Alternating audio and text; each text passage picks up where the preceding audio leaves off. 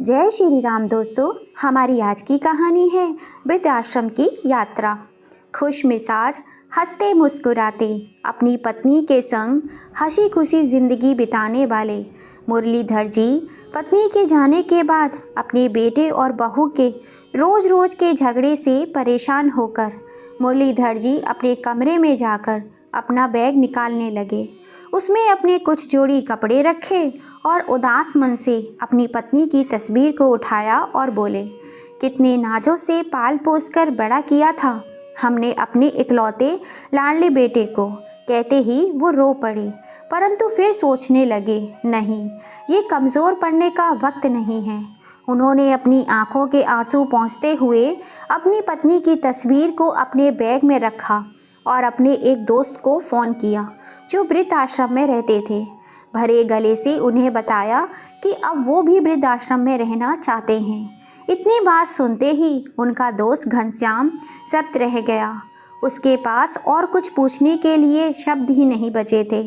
मुरलीधर जी ने केवल इतना ही कहा कि मैं रोज़ रोज़ के कलह से परेशान आ गया हूँ और 1 घंटे में तुम्हारे पास पहुँच रहा हूँ। जिस समय वे अपना घर छोड़कर अपना बैग लेकर निकलने लगे तो उन्होंने देखा उनका बेटा और बहू अपने कमरे में बैठकर चाय और स्नैक्स का आनंद ले रहे थे, परंतु दोनों में से किसी ने नहीं पूछा कि आप यह सामान लेकर कहाँ जा रहे हो, और ना ही किसी ने उन्हें रोकने की कोशिश की। रोज़ रोज़ की अपमान और जिल्लत भरी ज़िंदगी से परेशान मुरलीधर जी वृद्ध आश्रम पहुँच गए। थोड़े ही समय में उनके वृद्ध आश्रम में बहुत से मित्र बन गए थे। वे सबके साथ हाल चाल बांटते, बातें करते, रोज़ सुबह सैर और एक्सरसाइज भी किया करते थे। धीरे धीरे मुरलीधर जी को आश्रम में ही अच्छा महसूस होने लगा। घर की अपेक्षा उन्हें वृद्ध आश्रम ज़्यादा सुकून दे रहा था। सभी लोग एक साथ खाना खाया करते थे, जबकि घर में रोज़ के कलेश से मुरलीधर जी का हृदय छलनी हो गया था। हमेशा अपनी पत्नी की तस्वीर से बातें करते हुए कहते थे कि तुम तो मुझे पहले ही छोड़कर चली गई, परंतु उस बेटे ने भी मेरा साथ नहीं दिया जिसके लिए मैंने कभी अपना पसीना भी पानी की तरह बहाया था। एक दिन मुरलीधर जी वृद्ध आश्रम के प्रांगण में टहल रहे थे। तभी वृद्ध आश्रम के बाहर एक कार आके रुकी। वृद्ध आश्रम के सभी लोग उस कार की ओर देखने लगे और सोचने लगे कि आज फिर कोई अभागा बुजुर्ग इस वृद्ध आश्रम में आ गया है, जिसने ना जाने कितने जतन से अपने बच्चों को पाल पोस कर पढ़ा लिखा कर बड़ा किया होगा। आज फिर ऐसा कोई आंखों में आंसू लिए इस प्रांगण में प्रवेश करेगा। कार से एक नौजवान लड़का उतरा और उसके बाद एक औरत, जो शायद उसकी माँ थी, उसका हाथ पकड़कर बाहर निकालने लगा। उस औरत की उम्र लगभग 62 वर्ष के करीब रही होगी। सर पर पल्लू होने के कारण उसका चेहरा सही ढंग से नज़र नहीं आ रहा था। थोड़ी ही देर में कार से करीब 30-35 वर्ष की एक अन्य महिला उतरी, जिसके हाथ में एक बैग था। उस महिला ने वो बैग उस बुज़ुर्ग औरत के हाथ में थमाया और उसके बाद उनसे कुछ बात कहने लगी। वो बुज़ुर्ग औरत चुपचाप उस महिला की बात सुन रही थी। फिर वापस वे दोनों कार में बैठकर चले गए और बुज़ुर्ग महिला वृद्ध आश्रम के बाहर कुछ देर तक वैसे ही खड़ी रही और फिर भारी मन से अपने आंसू पोंछते हुए वृद्ध आश्रम में आ गई। मुरलीधर जी की ओर देखते ही अपनी सिर के पल्लू से अपने चेहरे को छुपाने लगी और फिर बिना कुछ कहे महिला विभाग की तरफ चली गई। तभी मुरलीधर जी के साथ खड़े कुछ बुजुर्ग ने कहा, आज फिर से एक माँ की ममता तार तार हो गई। फिर से एक माँ के सपनों को चकनाचूर कर दिया गया। मुरलीधर जी बार बार उस महिला के चेहरे की ओर देखते जा रहे थे। उन्हें लगा जैसे वो उस महिला को जानते हैं, लेकिन वह पूरी तरह से समझ नहीं पाए कि वो महिला कौन है। अक्सर मुरलीधर जी देखते थे कि वो महिला अपने पल्लू से अपना आधे से ज़्यादा चेहरा छुपा कर रखती थी, लेकिन एक दिन जब वो महिला बागवानी के काम में लगी हुई थी तो मुरलीधर जी उसी समय टहलने के लिए निकले। बागवानी करते करते उस महिला के सर से पल्लू उतर गया मुरलीधर जी का उस महिला का चेहरा देखते ही पैरों तले जमीन खिसक गई। ना जाने कितने सवालों ने उनके दिमाग को घेर लिया था। उसी समय उनका एक मित्र भी उनके पास आया और बोला, खाना खाने का समय हो गया है, तुम कहाँ घूम रहे हो और इतने गुमसुम क्यों हो? सभी लोग नाश्ते की मेज पर मौजूद थे, लेकिन तुम नहीं थे, इसलिए मैं तुम्हें बुलाने आ गया।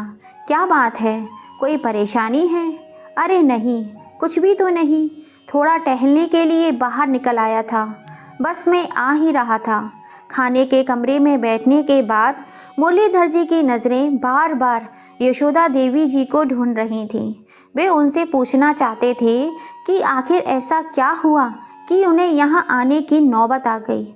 उनका तो भरा पूरा परिवार था और हमेशा कहती थीं कि वह अपने बेटे और बहू के साथ बहुत खुश हैं, फिर आज ऐसा क्या हो गया? मुरलीधर जी उधर ही किसी व्यक्ति से पूछते हैं कि 2 दिन पहले जो महिला वृद्धाश्रम में आई थी, वो आज खाना खाने क्यों नहीं आई? उन्होंने बताया कि वह माता जी आज बहुत दुखी हैं, इसलिए उन्होंने खाना खाने से मना कर दिया। परेशान भी क्यों ना हो, आखिर जो उनके अपने बेटे बहू ने उनके साथ किया है, ऐसा तो कोई दुश्मन के साथ भी ना करे। बार बार अपने घर को याद कर रही हैं। सुबह से अपने कमरे में बैठे हुए रोए जा रही थी, इसलिए उनका ध्यान भटकाने के लिए उन्हें बागवानी करने में लगा दिया गया। यह सब सुनकर मुरलीधर जी का मन परेशान हो गया। वे जानना चाहते थे कि आखिर यशोदा देवी के साथ ऐसा क्या हुआ है। इसलिए थोड़ी देर बाद महिला विभाग में यशोदा जी के पास गए और मुरलीधर जी को अपने सामने खड़ा देखकर यशोदा जी थोड़ा परेशान हो गई। तभी मुरलीधर जी ने कहा, मैं जानता हूँ कि आपने मुझे पहचान लिया है, लेकिन क्या मैं जान सकता हूँ कि आप इस हालात में कैसे पहुँची? यशोदा जी ने कुछ नहीं कहा, परंतु उनकी आंखें आंसुओं से भर गईं। यह देखकर मुरलीधर जी और भी अधिक परेशान हो गए। उनका दिल किया कि जोर जोर से चिल्ला चिल्ला कर इस दुनिया से पूछें कि क्यों बुढ़ापे में बूढ़े माँ बाप को पुराने सामान की तरह निकाल कर बाहर फेंक दिया जाता है। क्या बूढ़ों का कोई आत्मसम्मान नहीं होता है? अपने विचारों में मग्न मुरलीधर जी वृद्ध आश्रम के प्रांगण में टहल रहे थे। अचानक उनका पैर एक गमले से टकरा गया और वह गिरते गिरते एक पेड़ को पकड़कर संभल गए। तभी पास से गुजर रहा वृद्ध आश्रम का कर्मचारी कहता है, अंकल जी, आप ठीक तो है ना? कहीं चोट तो नहीं लगी आपको? अपना पैर तो दिखाइए। अगर कहीं लगी होगी तो मैं अभी की अभी आपको पट्टी कर देता हूँ। मुरलीधर जी कहने लगे, अरे नहीं, कुछ ज़्यादा चोट नहीं है, बचाव हो गया। इतना कहते हुए मुरलीधर जी प्रांगण में रखे बेंच पर जाकर बैठ गए और कुछ महीने पहले घटी एक घटना को याद करने लगे, जब वह सीढ़ियों से फिसल कर गिर गए थे और उनके पैर में ज़्यादा चोट आ गई थी। उनकी बहू उस चोट को देखकर भी अनदेखा करके अपने काम में लगी रही और उनका बेटा आलोक चिल्लाकर बोला, क्या संभाल कर नहीं उतर सकते थे? मुझे तो समझ नहीं आता, आप इतनी हड़बड़ी में क्यों रहते हैं? कोई काम ठीक से करना नहीं आता, जब देखो लगा कर बैठ जाते हैं और हमारा काम भी बढ़ाते रहते हैं। अगर कोई काम नहीं होता तो मत किया करो, आराम से अपने कमरे में क्यों नहीं बैठते? पूरा दिन इधर से उधर घूमते रहते हो।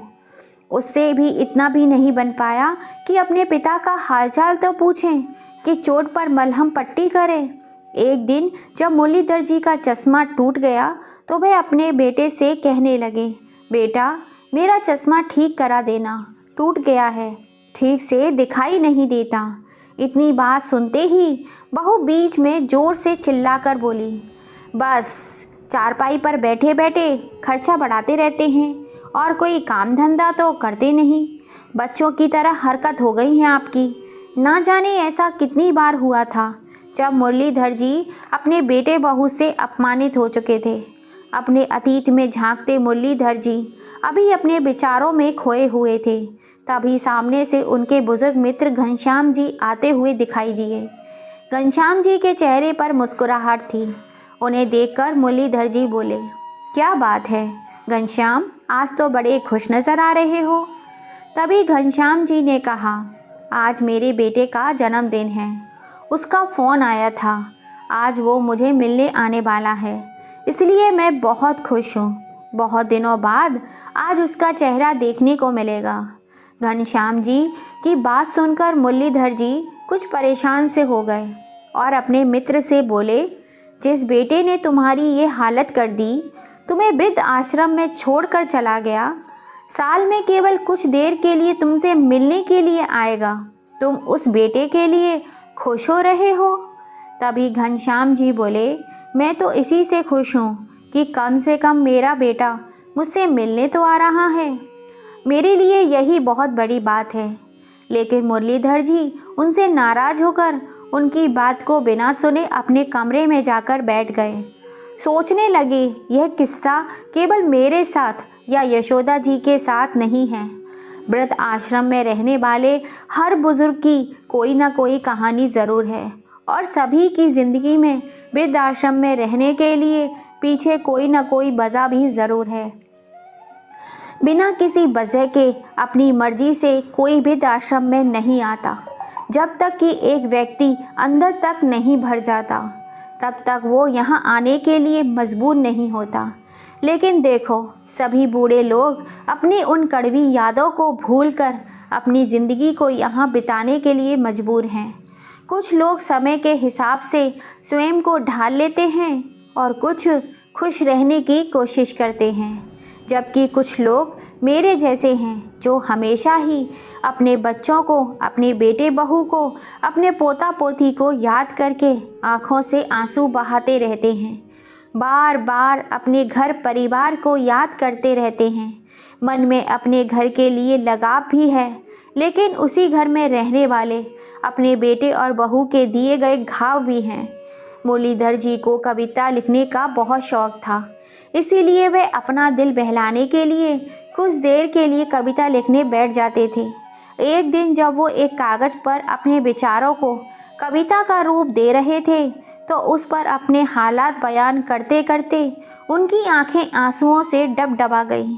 उसी समय वृद्ध आश्रम का संचालक उनके पास आया और उन्हें आवाज़ लगाई।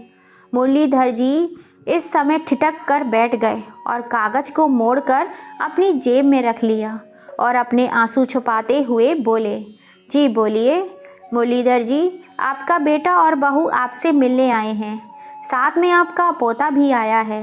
यह बात सुनकर मुरलीधर जी हैरान हो गए, साथ में उनके चेहरे पर नफ़रत के भाव भी आ गए। सोचने लगे कि आज मेरे बेटे को मेरी याद कैसे आ गई। जब ऑफिस में गए तो उस समय उनका 6 वर्ष का पोता सोनू उन्हें देखते ही दादू दादू बोलते हुए झट से उनकी ओर दौड़ा और उनकी टांगों से चिपक गया। मुरलीधर जी की आंखों से आंसू झलक पड़े। अब तक वे मन मारकर वृद्ध आश्रम में जैसे तैसे जी रहे थे, लेकिन अपने पोते को देखते ही उनका दिल कमज़ोर पड़ने लगा। परंतु फिर अचानक दिमाग में विचार आया, यह वक्त मजबूती से अपने निर्णय पर टिके रहने का है। ऐसा सोचते हुए गुस्से से अपने बेटे को देखते हुए बोले, तुम यहाँ क्या करने आए हो? चले जाओ यहाँ से, मुझे किसी से मिलने की कोई ज़रूरत नहीं है। मैं यहाँ बहुत खुश हूँ और अपनी ज़िंदगी बड़े आराम से काट रहा हूँ। कम से कम यहाँ मेरे साथ कोई हंसने बोलने वाला तो है। वह पिताजी, दरअसल बात यह है कि आज सोनू का जन्मदिन है और हमने घर पे पार्टी रखी है। सोनू की ख्वाहिश है कि आप भी उसके जन्मदिन पर उपस्थित रहें। यदि आप आएंगे तो आपके पोते को भी अच्छा लगेगा। तभी मुरलीधर जी बोले, देखो मैं वो घर छोड़कर आ चुका हूँ और अब मैं वहाँ दोबारा नहीं जाना चाहता। इस समय उनका बेटा बोला, पिताजी आप घर चलिए, वहाँ आपके मित्र भी पार्टी पर आ रहे हैं, मैंने उन्हें भी बुलाया है। सभी आस पड़ोस वाले और रिश्तेदार भी आएंगे। सब लोग आएंगे और आपके बारे में पूछेंगे तो हम क्या कहेंगे? तभी मुरलीधर जी बोले, अच्छा तो आज मुझे अपने बेटे के जन्मदिन के लिए बुलाने नहीं बल्कि अपनी इज्जत बचाने के लिए तुम लोग बुलाने आए हो। सभी रिश्तेदार आएंगे तो पूछेंगे तुम्हारे पिताजी कहाँ हैं, तो तुम क्या जवाब दोगे? इसीलिए तुम मुझे बुलाने आए हो। अभी के अभी चले जाओ यहाँ से, मैं कहीं नहीं जाने वाला हूँ। तुम लोग कितने स्वार्थी हो गए हो, ज़रूरत पड़ी तो बुलाने आ गए, वरना इतने महीने में से यहाँ वृद्धाश्रम में हूँ, एक बार भी खबर लेने नहीं आए कि मैं ज़िंदा हूँ या मर गया हूँ। इतना तो दूर फ़ोन करके भी मेरा हालचाल पूछने की ज़रूरत नहीं समझी तुम लोगों ने। इतना तक नहीं पूछा कि घर छोड़कर वृद्धाश्रम चले क्यों गए। आज ज़रूरत पड़ी तो हाथ जोड़कर मुझे लेने के लिए आ गए हो। नहीं, अब से यही मेरा घर है, मैं कहीं नहीं जाऊंगा अपने घर को छोड़कर। ऐसा कहते हुए मुरलीधर जी अपने कमरे की ओर जाने लगे। तभी बेटा और बहू दोनों ने आपस में प्लान बनाया कि पिताजी ऐसे नहीं मानेंगे, कुछ तो करना पड़ेगा, तभी हम इन्हें घर ले जाकर जा सकेंगे और रिश्तेदारों के ताने सुनने से बच सकेंगे। इसीलिए दोनों रोनी सूरत लेकर मुरलीधर जी के पास गए और गिड़गिड़ाते हुए कहने लगे, पिताजी हमें माफ़ कर दो, हमसे बहुत बड़ी गलती हो गई, हमें अपनी गलतियों का बहुत पछतावा है। हमारी गलतियों की सज़ा आप अपने पोते को क्यों दे रहे हैं? आपके पोते का आज जन्मदिन है, क्या आपको अपने पोते की खुशियों में शामिल होने का भी मन नहीं कर रहा? इतनी बात सुनकर मुरलीधर जी का दिल पिघलने लगा। तभी सोनू बोला, चलो ना दादू, बहुत मस्ती करेंगे। अपने पोते की बात सुनकर मुरलीधर जी खुद को रोक नहीं पा रहे थे, परंतु दोनों बेटा और बहू की करतूत की वजह से वो घर नहीं जाना चाहते थे। लेकिन सोनू ने कहा तो वे घर जाने के लिए तैयार हो गए। फिर बोले, लेकिन मेरी एक शर्त है, मैं घर पर चलूँगा और जैसे ही सोनू का जन्मदिन हो जाएगा उसके बाद मुझे वृद्धाश्रम वापस लौटना है और तुम लोग मुझे वृद्धाश्रम तक छोड़ने आओगे। बेटा और बहू इस बात के लिए तैयार हो जाते हैं। सोनू का जन्मदिन बहुत ही धूमधाम से मनाया जाता है। सभी रिश्तेदार और आस पड़ोस के लोग बहुत अच्छे से मिलते जुलते हैं। मुरलीधर जी के पुराने मित्र भी आज उन्हें बहुत दिनों के बाद मिले, परंतु मुरलीधर जी ने किसी से कुछ नहीं कहा और हंसते मुस्कुराते हुए पूरी पार्टी का आनंद उठाया। परंतु उनके मन में कुछ विचार चल रहे थे। वे सोच रहे थे कि कल अपने बेटे बहू को जो सरप्राइज़ देने वाला हूँ उसकी तो उन्होंने कभी कल्पना भी नहीं की होगी। जब पार्टी ख़त्म हुई तो बहुत रात हो चुकी थी। उस समय मुरलीधर जी घर पर ही रुक गए। जब वह अपने कमरे में सोने के लिए गए तो अपनी पत्नी की यादों में खो गए। आप भी ना, एक रोटी से क्या पेट भरता है? एक रोटी तो और ले लीजिए, अभी गरम गरम सेक रही हूँ, तो एक रोटी और मेरे कहने पर खा लीजिए। आप खाते हैं तो मेरे तन को लगता है। अरे नहीं मधु, मेरा पेट भर चुका है, और कितना खिलाओगी? अपनी पत्नी की याद करते करते मुरलीधर जी सोचने लगे, एक मधु थी जो मुझे एक गिलास पानी भी खुद से उठाने नहीं देती थी, और एक उसकी बहू है जिसने मुझे एक एक रोटी के लिए तरसा दिया। छोटे से छोटा काम भी मुझ पर डाल देती थी। सब्जी लेने से लेकर घर की साफ सफाई तक सारे काम मुझसे ही करवाती थी। मुझे तो वह काम करने में भी कोई हर्ज नहीं था, परंतु सब करने के बाद भी अगर घर में इज्जत ना मिले तो ऐसी ज़िंदगी किस काम की। अपनी पत्नी की यादों में गुम पता नहीं कब उनकी आंख लग गई।